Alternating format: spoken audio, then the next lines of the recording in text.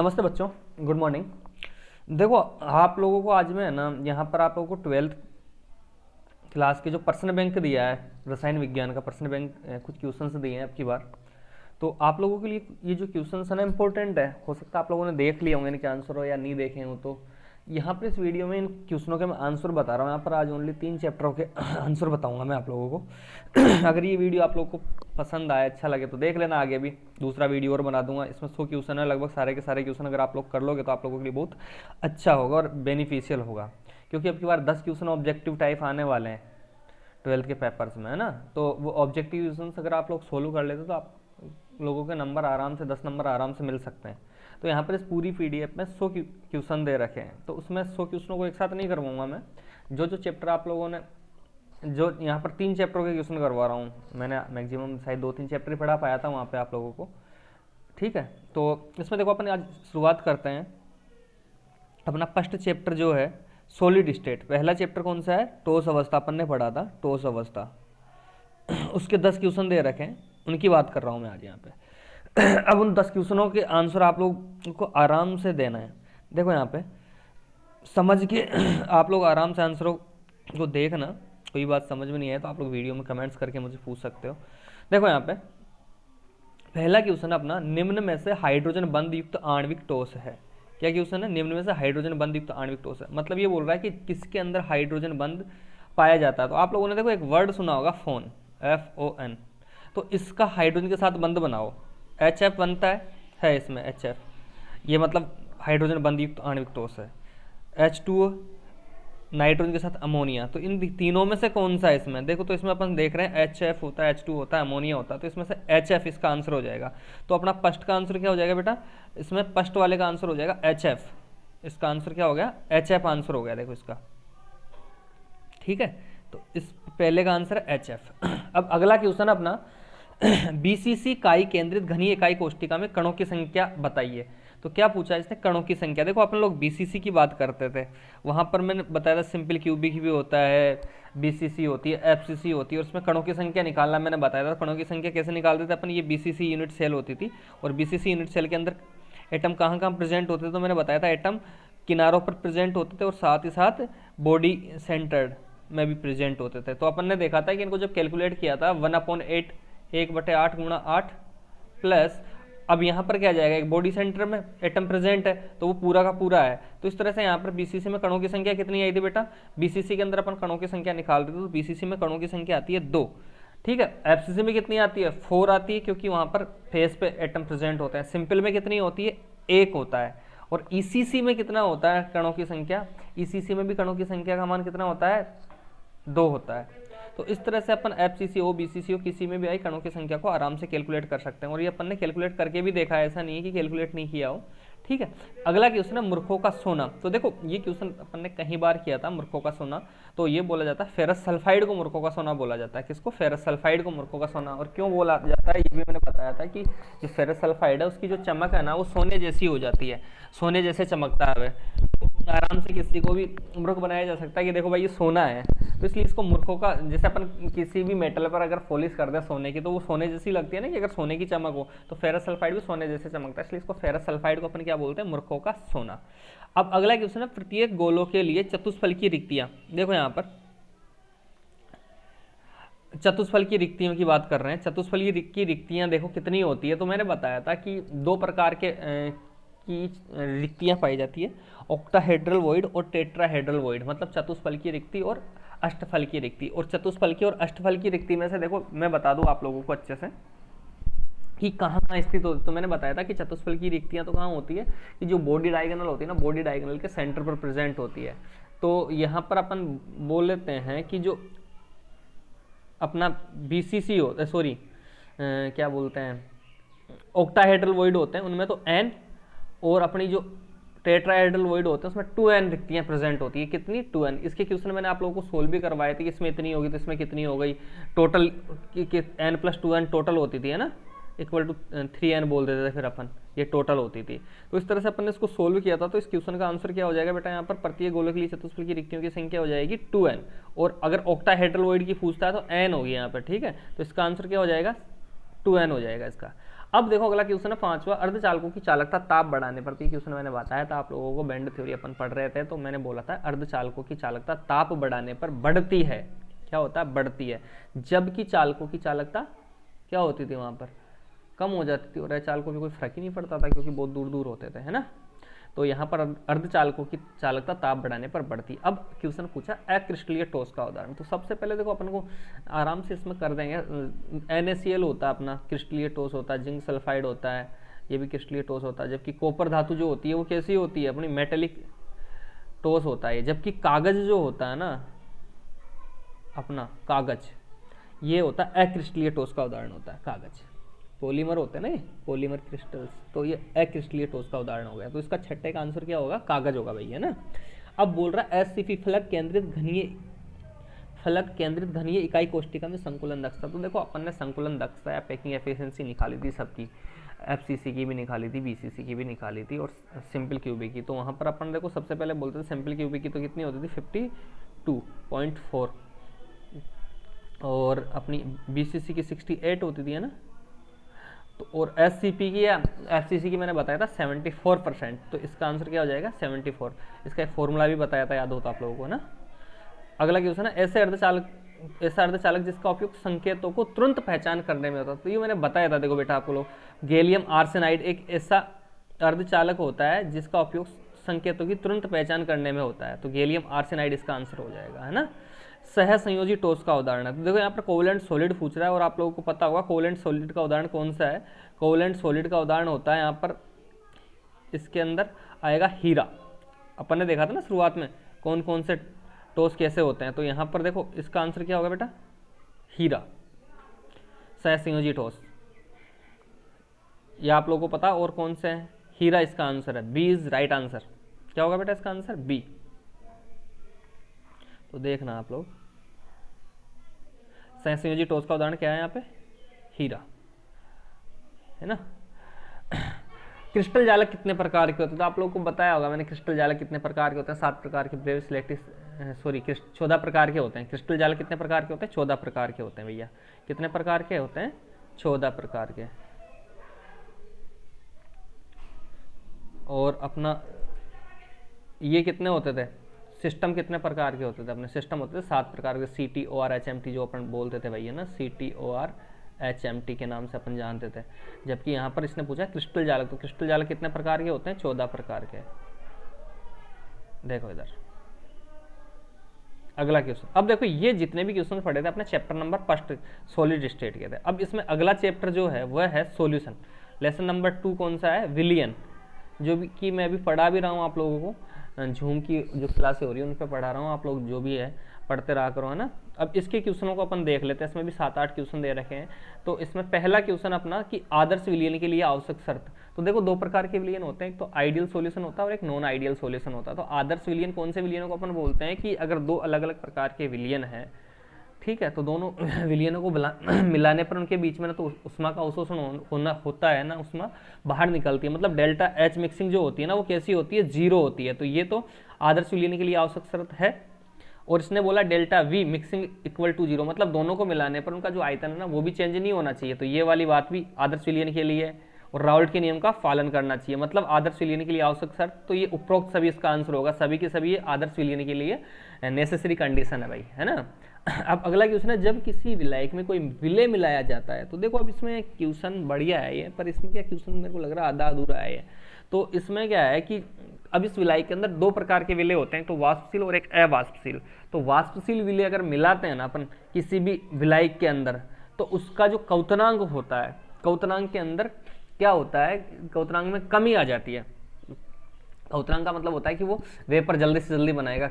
अगर वो उड़ने वाला ज़्यादा होगा तो जल्दी बनाएगा, और अगर उसमें अपन नॉन वोलेटाइल डाल देते तो उसके क्वथनांक के अंदर कमी हो जाएगी। तो ये डिपेंड करेगा इस क्वेश्चन का आंसर। इसमें जो लिखा हुआ है वो क्या लिखा है? जब किसी विलायक में कोई विलय मिलाया जाता है, अगर यहाँ पर विलय को बोलता है वो वाष्पशील मिलाया जाता है, तो इसका आंसर हो जाता क्वथनांक के अंदर कमी होती है। अगर कोई ऐसा विलय मिला था जो वाष्पशील होता है तो क्वथनांक में कमी होगी। अगर यहाँ पर अवाष्पशील विलय मिला देता है, वो कौन सा? अवाष्पशील विलय मिलाता है, तो क्वथनांक के अंदर उसमें वृद्धि होती है। तो आप लोग इस बात को याद रखना कि क्वेश्चन को बना के लिख लेना कि जब किसी विलायक में कोई वाष्पशील विलेय मिलाया जाता है तो उसके क्वथनांक के अंदर क्या होती है, कमी होती है। जब किसी विलायक में कोई अवाष्पशील विलेय मिलाया जाता है तो उसके क्वथनांक के अंदर वृद्धि होती है। यह आप लोग है ना देख लेना, इसको आप लोग लिख लो, है ना, लाइन से लिख लो, तो इसका आंसर आप लोग जब समझ लोगे आराम से। देखो, है ना। अब अगला क्वेश्चन देखो भाई, कि जब किसी विलायक में कोई विलेय मिलाया जाता है, जब किसी विलायक में कोई विलेय मिलाया जाता है, ये तो हो ही गया। अब अगला क्वेश्चन नंबर 13, कौन सा एक नियम एक गैस की द्रव में विलय, देखो द्रव में विलेयता के मध्य कौन सा नियम बताता है, अपन पढ़ रहे थे हेनरी का नियम। हेनरी का नियम क्या बोलता था कि कोई भी गैस है उसका अगर प्रेशर बढ़ा दें अपन किसी विलायक में जब डालते हैं तो M = P बताया था कि नहीं बताया था मैंने, कि हेनरी का नियम पढ़ रहे थे ना अपन, कि M जो उसकी गैस की जो मात्रा होती है उसके प्रेशर पर डिपेंड करती है, और वो गैस और विलेय के बीच में संबंध कौन सा नियम बताएगा, हेनरी का नियम। राउल्ट तो क्या बताता, राउल्ट का जो नियम होता है भाई विलियन के बारे में बताता है वो तो ना। और वान टाप का नियम अपना अणुसंख्यक गुणधर्मों से रिलेटेड होता है। तो यहाँ पर गैस और लिक्विड की अगर बात करें तो इसमें आंसर आएगा भाई हेनरी का नियम आएगा ना। कौन सा आएगा, हेनरी का नियम। तो इसका आंसर हो जाएगा हेनरी का नियम इज राइट आंसर, सी वाले का। ठीक है बच्चों, आप लोग घर पे पढ़ रहे होंगे जहाँ तक मुझे लग रहा है। अगला क्वेश्चन है, निम्न में से कौन सा गुण अणुसंख्यक गुण नहीं है, मतलब कोलिगेटिव प्रॉपर्टी की बात कर रहा है कि ऐसे कौन से गुण है जिसके अंदर अणुओं की संख्या बढ़ाने पर वो इफेक्टेड होता है। तो इसमें देखो साफ साफ लिखा हुआ है वाष्पदाब अवनमन, ये अणुसंख्यक गुणधर्म होता है ना। वाष्पदाब अवनमन होता है, क्वथनांक में उन्नयन होता है, हिमांक में अवनमन होता है, जबकि हिमांक अणुसंख्यक गुणधर्म नहीं होता है। तो इसका राइट आंसर कौन सा होगा, इसका राइट आंसर होगा बी, हिमांक कोई कोलिगेटिव प्रॉपर्टीज नहीं होती भाई, है ना। ठीक है, तो आप लोग इसका आंसर समझ में आ गया होगा। अभी क्यों नहीं है, क्यों, ये तो आप लोगों को जब चैप्टर पढ़ाया होगा मैंने या आप लोगों ने जब चैप्टर पढ़ा होगा तो आप लोगों को जब बताया होगा ना कि क्यों नहीं है और कौन कौन से ये होते हैं। अब अगला क्वेश्चन है, देखो भाई, कौन सा द्रव राउल्ट के नियम से धनात्मक विचलन दर्शाता है। देखो धनात्मक विचलन और ऋणात्मक विचलन के बारे में थोड़ा सा मैं बात कर लेता हूँ। ये बोला जाता है जैसे दो प्रकार के विलयन होता है, आदर्श विलयन और अनादर्श विलयन। तो जो आदर्श विलयन होता है तो उसके अंदर तो अपन ने देख लिया कि डेल्टा एच मिक्सिंग 0 होती है, वी मिक्सिंग 0 होती है और राउल्ट के नियम को फॉलो करता है। पर ये बोल रहा है कि धनात्मक विचलन और ऋणात्मक विचलन, तो अब जो अनादर्श विलयन होते हैं, आइडियल सॉल्यूशंस होते हैं, तो उनके अंदर जब अपन सॉल्यूट और सॉल्वेंट आपस में मिलाते हैं ना, तो उनके बीच में जो अट्रैक्शन फोर्स है ना, अट्रैक्शन फोर्स वो बढ़ भी जाते हैं और घट भी जाते हैं। जब बढ़ जाते हैं अट्रैक्शन फोर्स का मतलब, देखो मेरी बात सुनो, मैं ये बोलना चाह रहा हूँ कि जैसे मान लो दो लिक्विड है, ए और बी, अलग अलग लिक्विड है ये, तो ए और ए के बीच में आकर्षण बल और बी के बीच में आकर्षण बल लग रहा है कोई, है ना। अब इनके बीच में लगने वाला आकर्षण बल, अब ये जब दोनों को मिलाएंगे तो यहाँ पर ए बी बनेगा। तो ए बी के बीच में जो आकर्षण बल है ना, उसका मान अगर इन दोनों के आकर्षण बल से कम है तो वहां पर अपन बोलते हैं धनात्मक विचलन दिखाता है, मतलब वेपर प्रेशर वाष्पदाब ज्यादा बनेगा। और जब वाष्पदाब ज्यादा बनता है तो वहां पर धनात्मक विचलन होता है। क्या होता है बेटा, पॉजिटिव डेविएशन होता है। जबकि इन दोनों से आकर्षण बल ए और बी का जो आकर्षण बल का मान है ना, वो अगर ज्यादा होगा तो क्या होगा, वेपर प्रेशर कम बनेगा, और वेपर प्रेशर कम बनेगा तो जो विचलन है, डेविएशन है, वो नेगेटिव डेविएशन हो जाएगा, ऋणात्मक विचलन हो जाएगा। तो यहाँ पर अपना जो क्वेश्चन है वो पूछा है कि कौन सा द्रव राउल्ट के नियम से धनात्मक विचलन दर्शाता है। तो देखो यहाँ पर हाइड्रोजन बॉन्डिंग वगैरह की बात हो रही है, जल प्लस HCl, अपन देखते हैं वाटर के जो मॉलिक्यूल्स होते हैं उनके बीच में ऑक्सीजन। अब इसमें से 3 एग्जाम्पल तो ऐसे हैं, देखो यहाँ पर जल प्लस HCl होते हैं, वो ऋणात्मक विचलन दिखाता है भाई। बेंजीन और क्लोरोफॉर्म ऋणात्मक विचलन दिखाता है। जल और HNO3 ऋणात्मक, जबकि बेंजीन और मेथेनॉल जो है ना वो अपन बात कर सकते हैं धनात्मक विचलन दिखाता है। तो इसका आंसर क्या हो जाएगा भाई, इसका आंसर हो जाएगा, इसका आंसर हो जाएगा भाई स, आंसर हो जाएगा इसका, क्या हो जाएगा, स, बेंजीन प्लस मेथेनॉल इसका आंसर हो जाएगा। ठीक है बेटा, देखो अगला क्वेश्चन अपना कि दो ध्रुवों का विलयन जो संगठन में परिवर्तन के बिना एक निश्चित ताप पर आश्रित होता है। क्या क्वेश्चन है बेटा, दो ध्रुवों का विलयन जो संगठन में परिवर्तन के बिना एक निश्चित ताप पर आश्रित होता है कहलाता है। तो देखो ये जो इस प्रकार का जो मिश्रण होता है उसको एजोट्रॉप्स बोला जाता है। क्या बोला जाता है, एजोट्रॉप्स। स्थिरख्वाती मिश्रण बोलते हैं इनको। क्या बोलते हैं बेटा? स्थिरख्वाती मिश्रण। संतृप्त विलयन आप लोगों को पता ही है कि ऐसा विलयन जिसके अंदर अपन विलय मिलाते जाते हैं उसके बाद में एक ऐसी कंडीशन आती है जब विलय नहीं मिला पाते। आदर्श विलयन किसको बोलते हैं? आदर्श विलयन पर मैंने बता ही दिया कि ऐसा विलयन जिसके अंदर दो विलय को मिलाते हैं तो राउट का नियम का फॉलो करना चाहिए। डेल्टा एच मिक्सिंग 0 होना चाहिए, डेल्टा बी मिक्सिंग 0 होनी चाहिए। और असंतृप्त विलयन किसको बोलते हैं? जो संतृप्त से थोड़ा सा कम हो, मतलब उसमें विलय की जो मात्रा है वो थोड़ी कम हो तो उसको असंतृप्त विलयन के नाम से जाना जाता था।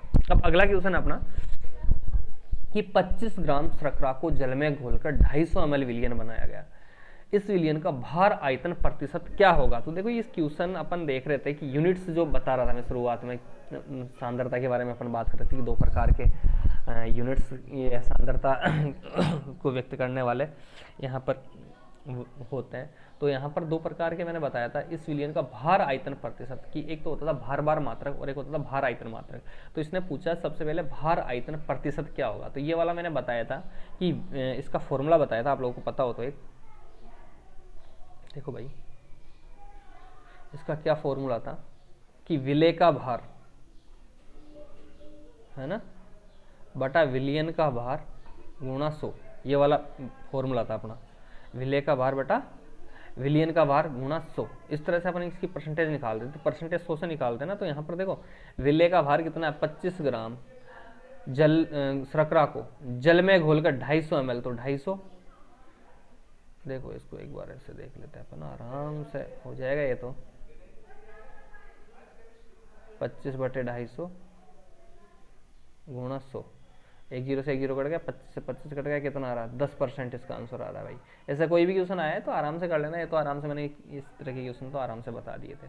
तो यहाँ तक देखो अपन ने जितने भी क्वेश्चन करे ना, ये क्वेश्चन कौन से हैं?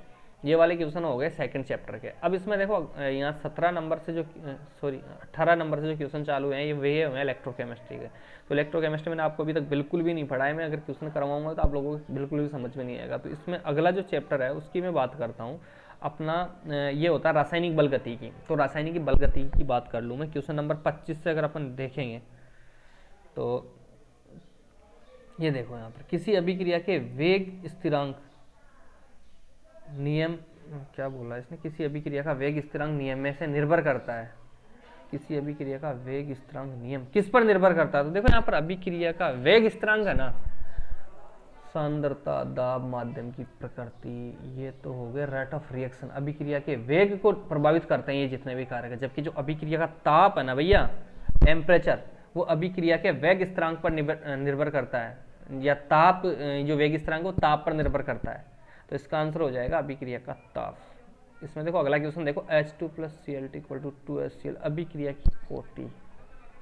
देखो ये क्वेश्चन है ना थोड़ा बढ़िया है, H2 + Cl2, इस क्वेश्चन को भाई देखना थोड़ा आराम से है ना। H2 + Cl2, ये जो H2 + Cl2 दे रखा है इसमें, ये क्वेश्चन है ना H2 + Cl2 = 2HCl दे रखा है, इसमें ऑर्डर पूछ रहा है। तो ऐसा तो ये सेकंड ऑर्डर की रिएक्शन है। अपन बोलते हैं कि अभिक्रिया का वेग जितने अणुओं की सांद्रता पर निर्भर करता है वो अभिक्रिया की कोटि होती है H2 + Cl2। परंतु अगर यहाँ पे देखो भाई, अगर यहाँ पे ये अगर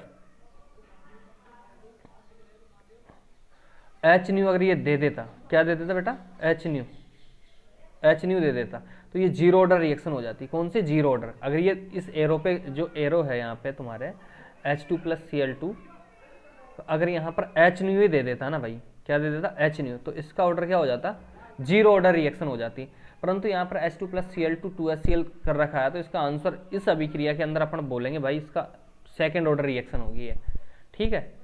जबकि जीरो ऑर्डर कब होती? जीरो ऑर्डर हो जाती है जब यहाँ पर HNu दिया होता है, तो HNu दे नहीं रखा, तो इसका आंसर क्या हो जाएगा भाई? इसका आंसर हो जाएगा भाई जीरो ऑर्डर। कौन सा?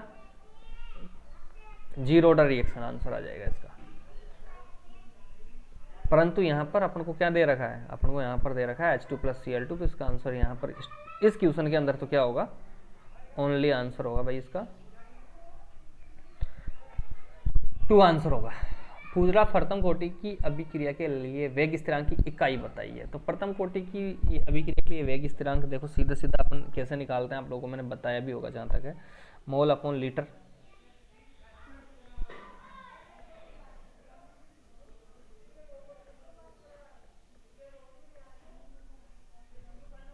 मोल अपॉन लीटर बताया था। ये थोड़ा बड़ा हो गया, सॉरी, छोटा कर देते हैं इसको अपन।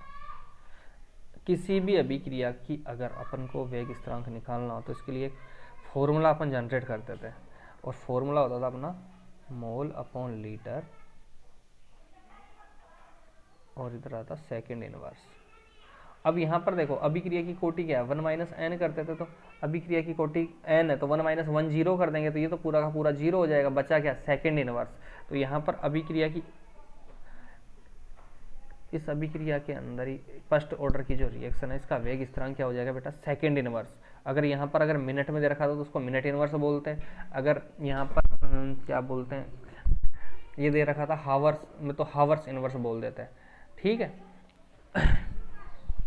अब अगला क्वेश्चन देखो भाई आप, कि अगला क्वेश्चन अपना 28वां, निम्नलिखित अभिक्रिया की कोटि व अणुसंख्यता। देखो कोटि और अणुसंख्यता का अपन बोलते हैं किसी भी अभिक्रिया के अंदर जितने अभिकारक के अणु भाग लेते हैं ना, वह अभिकारक के अणु तो उसके क्या हो जाते हैं, वह अणुओं की संख्या को अपन क्या बोलते थे बेटा, उन अणुओं की संख्या को अपन बोलते हैं अणुसंख्यता। जबकि कोटि की बात करते थे, कोटि किसको बोलते थे, कि अभिक्रिया की कोटि वह होती है कि अभिक्रिया का वेग कितने अणुओं की सांद्रता पर निर्भर करता है, वह अभिक्रिया की कोटि होती थी, है ना। तो यहाँ पर अपन बोलते हैं, देखो इस अभिक्रिया में सीधा सीधा 2N2O5 अणुसंख्यता, और वेग दे रखा है K1N2O5, तो इसका जो अभिक्रिया की कोटि है ना वो तो हो जाएगी 1। अभिक्रिया की कोटि कितनी है इसकी, 1 हो जाएगी भाई। और देखो मैं अभी आंसर नहीं देख रहा, ओनली मैं क्वेश्चन वो देख रहा हूँ, तो अणुसंख्यता तो इसकी 2 हो जाएगी और कोटि का मान हो जाएगा 1। अगर ऐसा कोई ऑप्शन, देखो इस क्वेश्चन में आप लोग देखेंगे तो ऐसा कोई ऑप्शन दे ही नहीं रखा, इसका मतलब यहाँ पर ये गलत है। इसके क्वेश्चनों के जो आंसर दे रखे हैं वो कोटि कभी भी ऐसे नहीं दी जाती है, -2 है ना, और इसका आंसर इसमें है ही नहीं। तो इसका जो आंसर आएगा वो क्या आएगा भाई, कोटि तो आएगी 1 और अणुसंख्यता कितनी आएगी, 2। कितने अणु है इसके अंदर, 2, तो इसका आंसर आएगा कोटि 1 और अणुसंख्यता 2। इस रिएक्शन को लिख लेना और इसका आंसर लिख लेना, इसमें कहीं पर भी आंसर नहीं है, ये वाला आंसर कहीं भी नहीं है। तो इसमें कोटि तो हो जाएगी 1 और अणुसंख्यता का मान हो जाएगा 2, ठीक है भाई।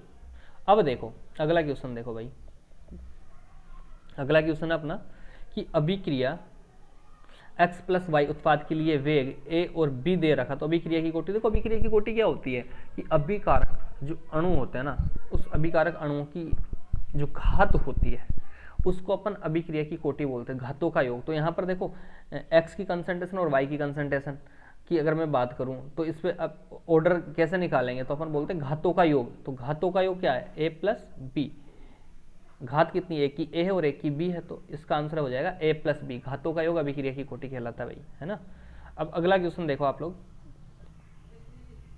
इसमें अगला क्वेश्चन आप लोग देखेंगे तो अगला क्वेश्चन है क्या, क्वेश्चन अपना अभिक्रिया x + y, ये तो हो गया कि अभिक्रिया क्रियाकारक रिएक्टेंट से प्रोडक्ट की, मतलब अभिकारक से उत्पाद में एक द्वितीय कोटि की अभिक्रिया, ठीक है, R की सांद्रता को 4 गुना कर दे तो अभिक्रिया का वेग बढ़ जाएगा। तो सीधा सा क्वेश्चन है, इसने दे रखा है कि सांद्रता मान लो कि कोई भी अभिक्रिया है उसका वेग, ये अपनी सेकेंड ऑर्डर रिएक्शन है कि उसकी जो अभिक्रिया की सांद्रता होती है रेट ऐसे होती है, इस तरह से अपन दिखाते हैं। यदि R की सांद्रता को 4 गुना कर दे, तो ये बोल रहा है कि इसको 4R कर दिया जाए तो इसका वेग कितना हो जाएगा, तो सीधी सी बात है 4 का स्क्वायर कितना होगा, 16, तो इसका आंसर हो जाएगा 16 गुना। इसमें देखो कौन सा ऑप्शन है, तो ये है द, तो इसका आंसर क्या आ जाएगा, 16 गुना आंसर आ जाएगा भाई, ठीक है।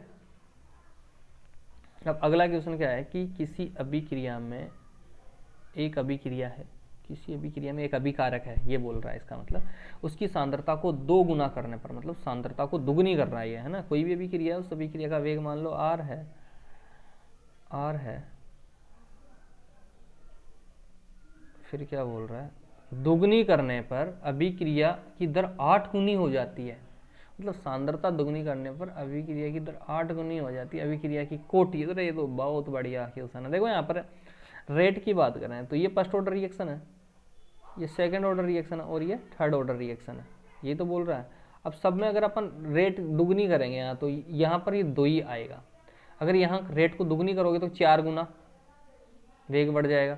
ये वेग नहीं लिखा था मैंने, R की पावर 1, R की पावर 2, R की पावर 3, तो यहाँ पर देखो 2 गुना हो जाएगा। अगर सांद्रता दुगनी करेंगे तो यहाँ पर इसको दुगनी करेंगे तो 4 गुना हो जाएगा, और यहाँ पर अगर दुगना करेंगे तो ये 8 गुना हो जाएगा।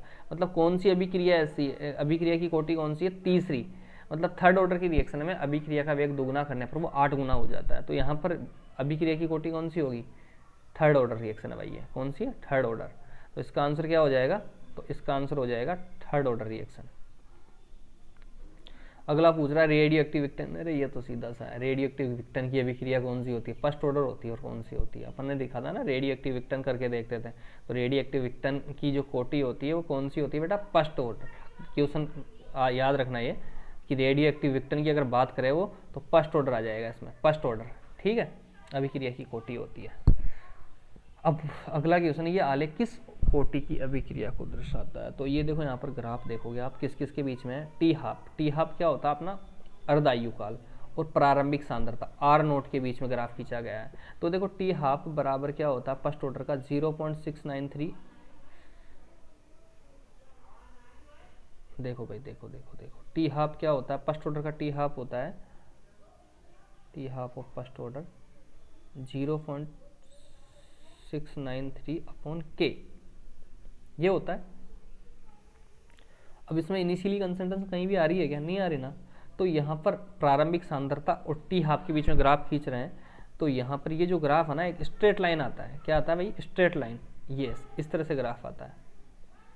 यहाँ पर आर नोट लिख दे प्रारंभिक सांद्रता और यहाँ पर अगर टी हाफ लिख दें तो जब डिपेंड ही नहीं करते तो सीधा एक सीधी लाइन जाएगी। तो ये फर्स्ट ऑर्डर रिएक्शन का ग्राफ है, कौन सी रिएक्शन का ग्राफ है भाई, ये फर्स्ट ऑर्डर का। तो इसमें देखो आंसर क्या आ जाएगा, 33वें के अंदर प्रथम कोटि की अभिक्रिया, इसका आंसर क्या आ जाएगा बेटा, प्रथम कोटि। इस तरह के ग्राफ को याद रखना आप लोग।